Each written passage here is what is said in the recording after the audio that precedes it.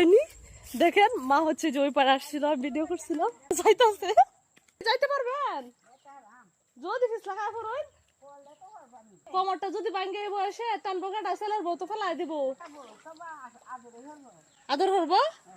জীবন আদর হতো না, গড়ে পড়েন কাম হতো না, কইবো এই বুড়ে বাড়ি মরে না খেয়ে এখনো।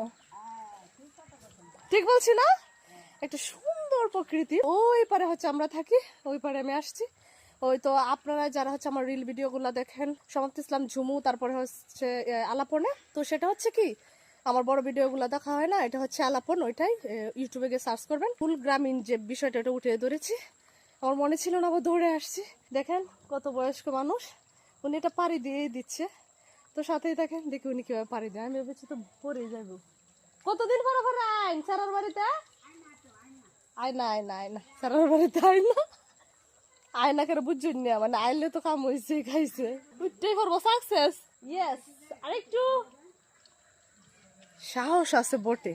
এত বুঝে বেডি কি তামসা ডাইন না করলো, যদি পড়তো কোমরটা একদম ভাঙতো। যদি ভিডিও ভালো লাগে অবশ্যই কমেন্টে জানাবেন।